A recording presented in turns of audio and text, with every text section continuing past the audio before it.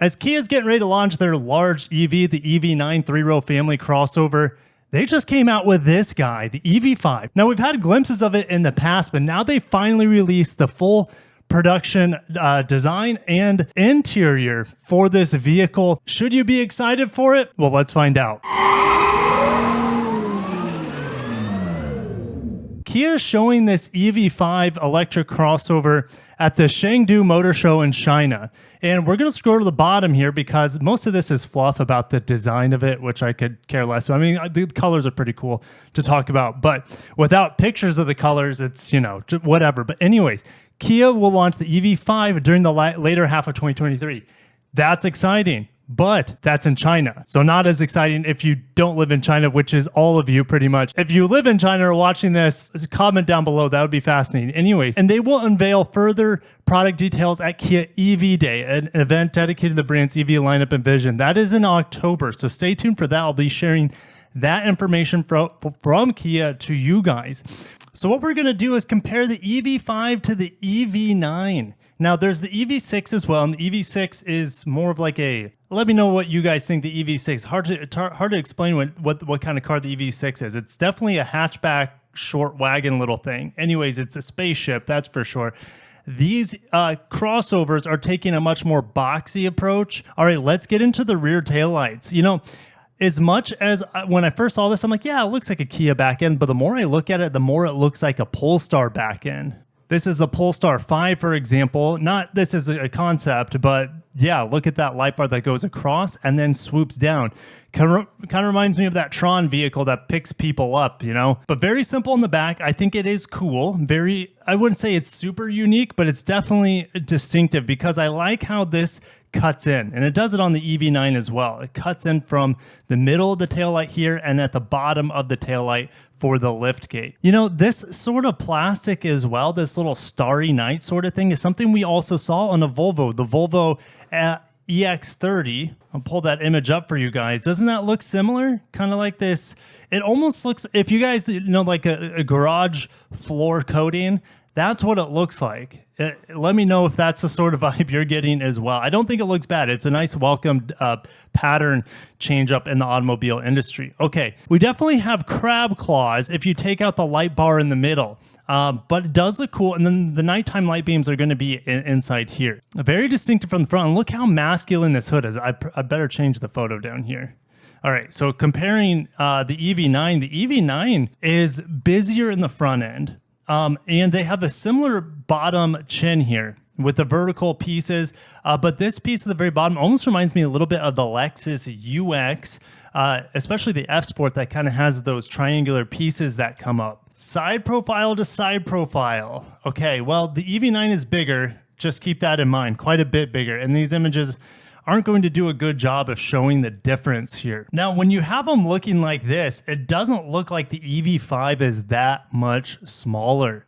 So it makes me wonder, is this product going to be offered in the United States at all? I mean, from the side profile, they almost look identical, ladies and gentlemen, from the window trim to kind of the floating roof line sort of ordeal to the roof rails. I mean, the EV9 might actually have a shorter overhang, which, I mean, looks better in my opinion on the front and the back. So, you know, the EV9, I think, takes the cake here from the side profile, but the EV5, I think, looks better from the front and the back. Couple more images here so you guys get that angular shot.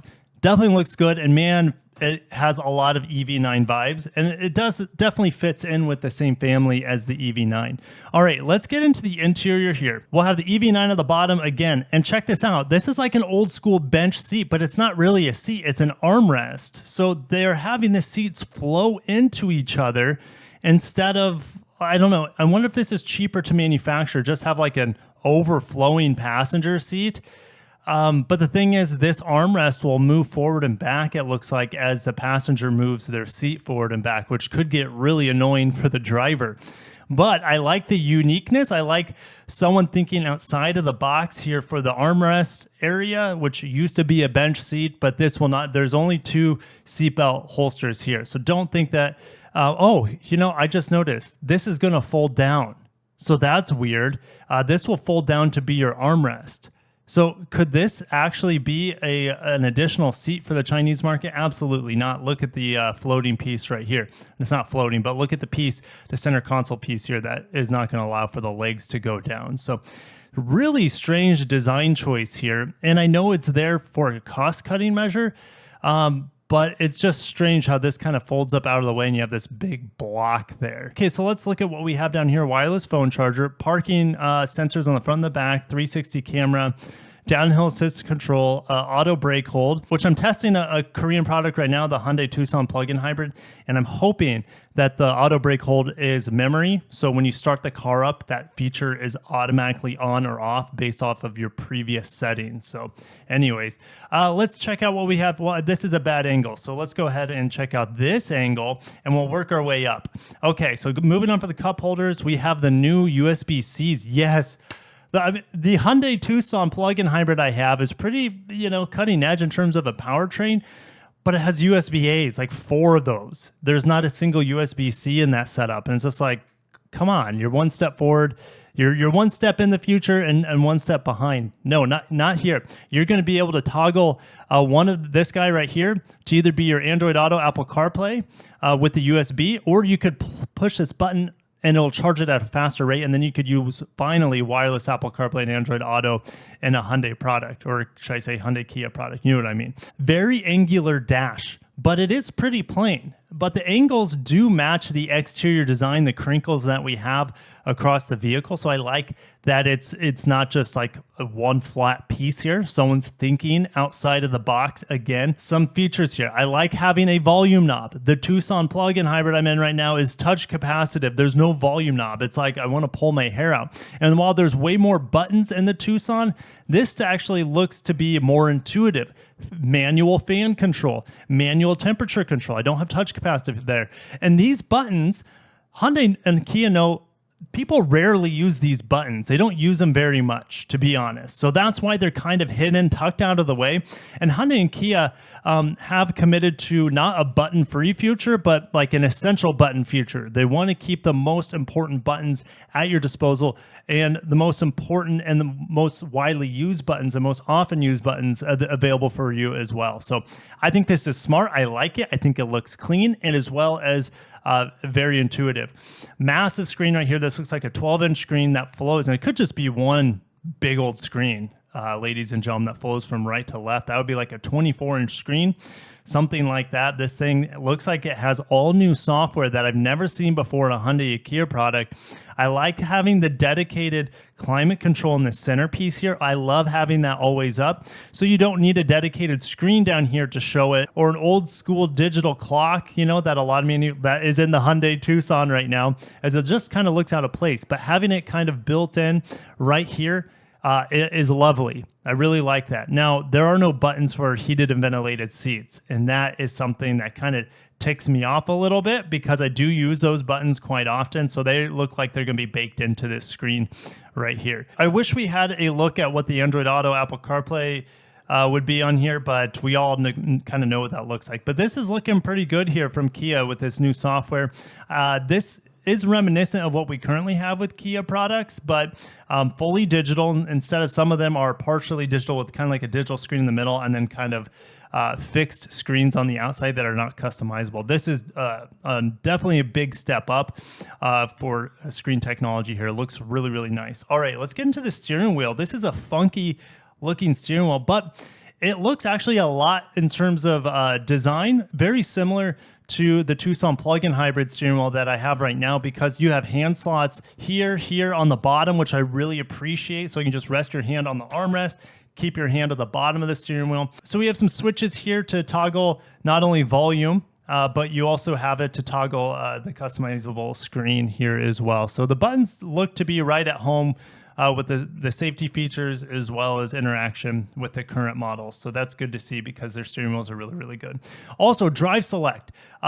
This is something we saw recently with maybe the new Kona. I'm trying to think. There's so many new Hyundai and Kia products coming out, but especially their hybrids and electrified vehicles, they're moving the drive control stock. Oh, you know what vehicle it was? It was the new Santa Fe. They're moving the drive select into the column, which I like. You push for park, and then you twist for drive, twist forward for drive, twist back for reverse. I think it's really intuitive, and it cleans up this whole area down here. So you don't have just a bunch of buttons laying around that you don't use, and you can use this more for resting your phones or just having more breathability, which this vehicle has really opened up that space. There's a lot of space for your legs down here. All right, we have some ambient lighting. Oh, going back to this image, we have some ambient lighting on the door here, some brown ambient lighting. That's pretty rare. And it looks like you're gonna have two-tone because there's gonna be a light here that goes across the top. You're gonna have a head-up display, which looks pretty cool. I can't wait to see what that actually looks like. And the ambient lighting looks like to crest around the dash. I just hope, since it's up so high on the dash, that at night it's not reflected into the windshield, which can obscure your visibility a little bit. It does kind of have this two-tone vent or bi-tone vent that we see in other Kia products. It's just kind of, maybe this is a little bit overstyled, where the rest of it is pretty minimal, but the vent here kind of looks out of place. I wish they looked more like these vents right here that are not trying to steal your attention. So anyways, just a little vent observation there. All right, cargo space. This looks pretty customizable. They have this removable floor here, and you have space underneath that floor, and then you can adjust this shelf on multiple different levels. It looks like maybe here, and you can put it up here if you want. I like how big these windows are in the back to bring in extra light. We have a big panel roof.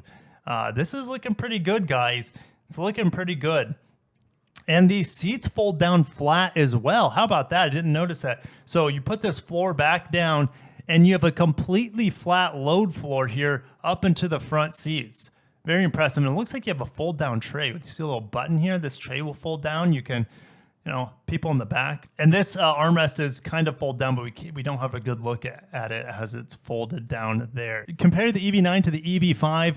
We definitely have a lot more opulence here on the EV9 with a lot more ambient lighting, at least more sophisticated how it's tucked into the doors, and just more depth and detail around this armrest area. Looks a lot more upscaled, to be honest. But these center buttons are just the same on the EV9 as they are on the EV6. This screen panel looks to be identical, which is great to see. I like, this does look cheaper. Like I said, it doesn't look bad. This does look very premium and very nice, and it should, because this thing is the EV9. What does it start at, like 50, 60K, something like that? It's not going to be cheap. This vehicle, I hope it starts around 40, 45K. Hopefully it qualifies for the EV tax credit.